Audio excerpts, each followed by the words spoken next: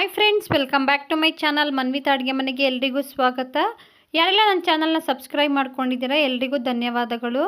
ಇವತ್ತಿನ ವಿಡಿಯೋದಲ್ಲಿ ಬಹಳ ಕಡಿಮೆ ಸಮಯದಲ್ಲಿ ರುಚಿಯಾದ ಟೊಮೊಟೊ ಗೊಜ್ಜನ್ನ ಹೇಗೆ ಮಾಡೋದು ಅಂತ ನೋಡೋಣ.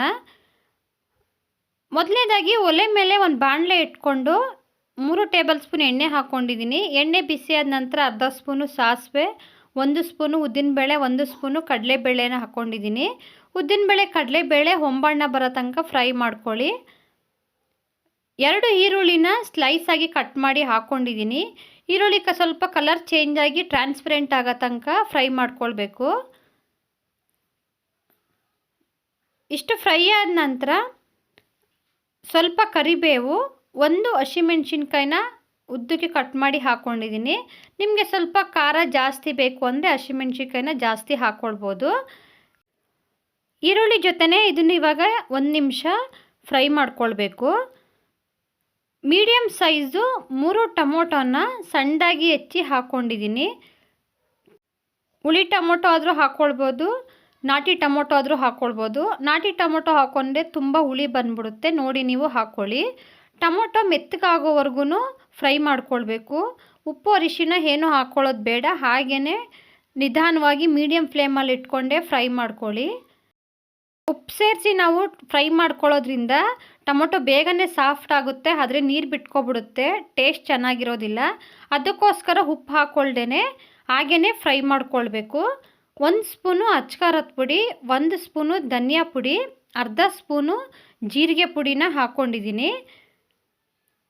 ಹಾಗೆ ಅರ್ಧ ಸ್ಪೂನಷ್ಟು ಅರಿಶಿಣನ ಹಾಕ್ಕೊಂಡಿದ್ದೀನಿ. ಇವಾಗ ಇದನ್ನೆಲ್ಲ ಮಿಕ್ಸ್ ಮಾಡಿಕೊಂಡು 1 ನಿಮಿಷ ಚೆನ್ನಾಗಿ ಫ್ರೈ ಮಾಡ್ಕೊಳ್ಳಿ.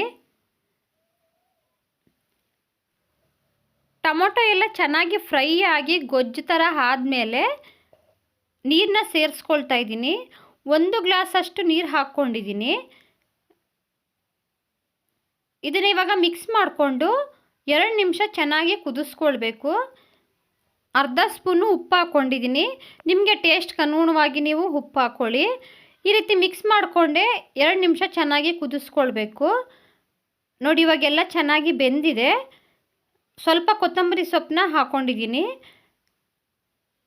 ಈ ಟೊಮೊಟೊ ಗೊಜ್ಜನ್ನ ನೀವು ಚಪಾತಿ, ಪೂರಿ, ವೈಟ್ ರೈಸ್ ಎಲ್ಲದಕ್ಕೂ ಮಾಡ್ಕೊಳ್ಬೋದು.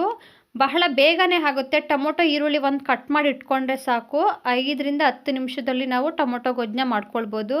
ಚಪಾತಿಗಂತೂ ಬೆಸ್ಟ್ ಕಾಂಬಿನೇಷನ್ ಅಂತಲೇ ಹೇಳ್ಬೋದು, ತುಂಬಾ ರುಚಿಯಾಗಿರುತ್ತೆ. ಯಾರೆಲ್ಲ ನನ್ನ ಚಾನಲ್ನ ಸಬ್ಸ್ಕ್ರೈಬ್ ಮಾಡ್ಕೊಳ್ದೆ ವೀಡಿಯೋಸ್ ನೋಡ್ತಾ ಇದ್ದೀರಾ ದಯವಿಟ್ಟು ಸಬ್ಸ್ಕ್ರೈಬ್ ಮಾಡ್ಕೊಳ್ಳಿ.